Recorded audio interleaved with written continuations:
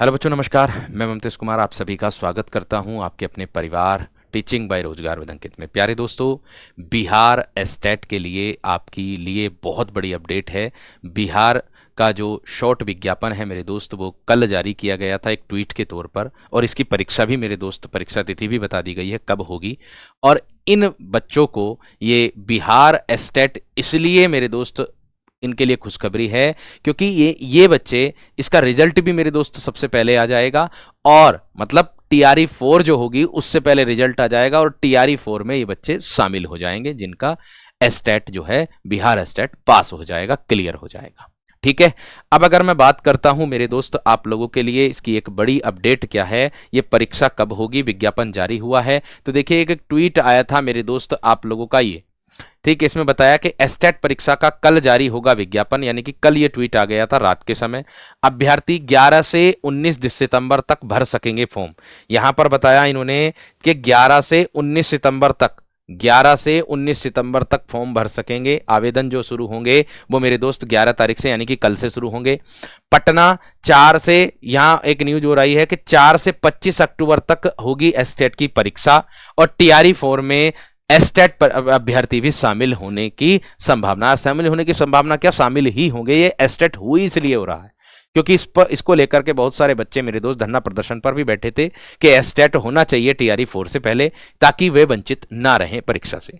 तो प्यारे दोस्त, यहां देखिए एस्टेट का फुल नोटिफिकेशन मेरे दोस्त आप लोगों का ये इस प्रकार से आया है। इसके बारे में कुछ छोटी छोटी जानकारी मैं आप लोगों को देना चाहूंगा। आप देख सकते हो मेरे दोस्त कि उम्र की जो सीमा दी गई है वो 1/8/2025 को न्यूनतम आयु इनकी 21 वर्ष इन्होंने मांगी है। कितनी? न्यूनतम आयु 21 वर्ष इन्होंने मांगी है। अगर मैं बात करूं मेरे दोस्त, यहां पर बताया कि सामान्य प्रशासन विभाग पटना के संकल्प द्वारा संख्या 294 दिनांक 7/11/2016 द्वारा उल्लेखित प्रावधानानुसार कोटिवार उम्मीदवारों की अधिकतम आयु सीमा इस प्रकार से यहां पर दी गई है। ठीक है। अब देखो क्या दिया गया है, यहां पर बताया अनारक्षित जो पुरुष है वो 37 वर्ष, और अनारक्षित महिला 40 वर्ष, पिछड़ा वर्ग पुरुष महिला 40 वर्ष, अति पिछड़ा वर्ग पुरुष महिला 40 वर्ष, और अनुसूचित जाति पुरुष महिला मेरे दोस्त क्या आपका 42 वर्ष, और अनुसूचित जनजाति पुरुष महिला 42 वर्ष। ये आयु सीमा दी है। यहां दिया है दिनांक 1/8/2025 को अधिकतम आयु सीमा। इस दिनांक से मेरे दोस्त इन्होंने आयु को लिया गया। बात आ रही है उत्तीर्णांक। एस्टेट में मेरे दोस्त उत्तीर्ण होने के लिए किस वर्ग को कितने अंक चाहिए? 150, प्यारे दोस्तों 150 प्रश्नों का आप लोगों का 150 अंक का पूरा संपूर्ण प्रश्न पत्र आएगा। ठीक है। इसमें बताया गया है आपका सामान्य वर्ग के लिए उत्तीर्ण होने के लिए 50% अंक होने चाहिए, यानी कि 75 अंक आपको लाना अनिवार्य है। पिछड़ा वर्ग की बात करूंगा तो 45.5% अगर का इसका हम निकालेंगे 150 का ही, तो 68.25 अंक मेरे दोस्त आपको लाना होगा। अत्यंत पिछड़ा वर्ग जो होगा वो 42.42 अंक का मेरे दोस्त निकालेंगे अगर 150 का प्रतिशत, तो मेरे दोस्त 63.75 अंक आएगा। और अनुसूचित जनजाति और जाति, दिव्यांग और महिलाओं के लिए 40% अंक लाना अनिवार्य है, अर्थात 60 अंक लाना अनिवार्य है। ठीक है। तो ये थी मेरे दोस्त आपकी उत्तीर्णांक की। अगर इतने अंक हैं आपके परीक्षा के बाद तो आप पास हो, ये बात का ध्यान रखना, जिस कैटेगरी से हो आप उससे। परीक्षा शुल्क मेरे दोस्त, अगर पेपर 1 की अगर मैं बात करूं, पेपर 2 एक पेपर के लिए तो 960 रुपए ले रहे हैं मेरे दोस्त। ठीक है। सामान्य वर्ग, आर्थिक रूप से कमजोर, सामान्य पिछड़ा वर्ग, अत्यंत पिछड़ा वर्ग 960 रुपए। और दोनों पेपर अगर आप भरोगे मेरे दोस्त, माध्यमिक और उच्च माध्यमिक दोनों भरते हो, तो आप 1440 रुपए मेरे दोस्त यहां दोगे।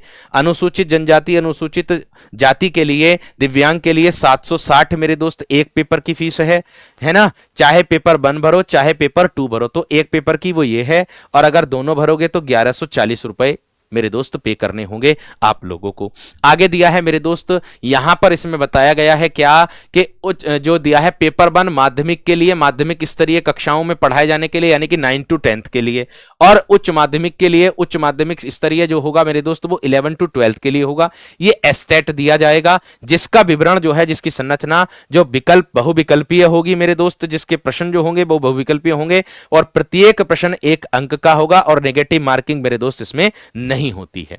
इसकी योग्यता क्या होगी? परीक्षा के विषय की अगर मैं बात करूं आप लोगों से, तो मेरे दोस्त यहां पर दिया गया है विषय और समूह और शैक्षणिक और प्रशैक्षणिक अर्हता आपके पास अगर है तो आप अपने संबंधित विषय से मेरे दोस्त इसमें भर सकते हो फॉर्म। यानी कि आपका स्नातक होना चाहिए संबंधित विषय से, और साथ में मेरे दोस्त आपका एनसीटी जो मान्यता प्राप्त है मेरे दोस्त, आपका बीएड मेरे दोस्त इसमें मांगा है आपको। देखो यहां दिया है, अगर मैं बात करता हूं मेरे दोस्त तो सभी विषय की अगर मैं बात करूं, सबके लिए इन्होंने दिया गया है कि विनिर्दिष्ट विषय समूह में कम से कम 50% अंक सहित किसी मान्यता प्राप्त विश्वविद्यालय से स्नातक हो। अगर स्नातक नहीं है, ग्रेजुएशन नहीं है, तो अथवा आपके पास स्नातकोत्तर में या उसके समतुल्य उत्तीर्ण, स्नातकोत्तर अर्थात पीजी की बात हो रही, पोस्ट ग्रेजुएशन की बात हो रही है, वो हो। राष्ट्रीय अध्यापक शिक्षा परिषद से मान्यता प्राप्त संस्थान से शिक्षा में स्नातक या फिर बीएड आपके पास हो। अगर ये नहीं है तो मेरे दोस्त अथवा में दूसरी डिग्री यहां पर दी गई है, इस किसी मान्यता प्राप्त विश्वविद्यालय से स्नातक अथवा स्नातकोत्तर में कम से कम 45% अंकों सहित स्नातक हो।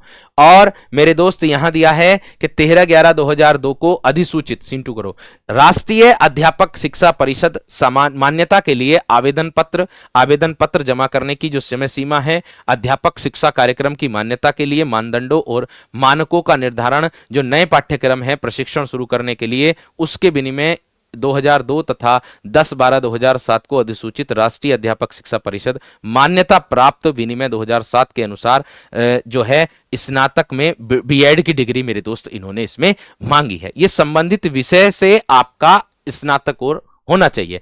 आपका सामान्य विषय दिया है मतलब यहां, और विषय कोड दिया, जिस विषय से आप भरोगे आपको वह कोड अपना भरना होगा, ठीक है। और इसमें विषय समूह भी दिया है। गणित के लिए स्नातक स्तर पर गणित के साथ भौतिकी या इलेक्ट्रॉनिक्स या कंप्यूटर साइंस या रसायन विज्ञान सांख्यिकी विषय में से अगर कोई 2 विषय हो, यानी कि समूह की बात की गई है, ठीक है, स्नातक स्तर पर पठित हो, अथवा इंजीनियरिंग में स्नातक जिसमें गणित की विशेषज्ञता हो, या इस क्रम में स्पष्ट किया जाता है कि स्नातक स्तर पर कंप्यूटर साइंस में बीएससी की योग्यता सम्मिलित मानी जाएगी। इसमें विज्ञान के लिए मेरे दोस्त आपको जंतु विज्ञान, वनस्पति विज्ञान एवं रसायन शास्त्र विषय में पठित हो, अथवा इंजीनियरिंग से स्नातक किया हो जिसमें विज्ञान की विशेषज्ञता आपको होनी चाहिए, ठीक है। इसके अलावा बायोटेक्नोलॉजी, माइक्रोबायोलॉजी को भी समाहित किया गया, यानी कि टेक्नोलॉजी से किया हो ये किसी ने, है ना, बायोटेक्नोलॉजी से या बायोटेक बोल दो या माइक्रो बायोलॉजी से बोल दो, अगर किसी ने किया हो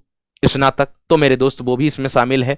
सामाजिक विज्ञान के लिए आपका इतिहास, भूगोल, अर्थशास्त्र और राजनीति शास्त्र में से किसी 2 विषय आपके पास होने चाहिए, कॉम्बिनेशन उसका बनना चाहिए, तब आप इसको फॉर्म को भर सकते हो, ठीक है। यहां पर दिया माध्यमिक किसके लिए? भाषा से संबंधित माध्यमिक विद्यालय के अध्यापक पद हेतु भाषा से संबंधित जो है विषयों में स्नातक स्तर पर प्रतिष्ठा, ऑनर्स, अनुषंगिक और विषय के रूप में पठित होना चाहिए, इसके अंतर्गत बताया गया है। और इसमें मेरे दोस्त ये बात और जानकारी दी है, इसका प्रश्न पत्र का जो पैटर्न रहता है वो कैसा रहता है मेरे दोस्त, आप देख सकते हो कि निर्दिष्ट विषय वस्तु जो सब्जेक्ट से आप भरोगे वो 100 अंक 100 प्रश्न, और शिक्षण कला एवं अन्य दक्षता भी आएगी आपकी 50 प्रश्न 50 अंक के, कुल मिलाकर के 150 अंक का पेपर आने वाला है।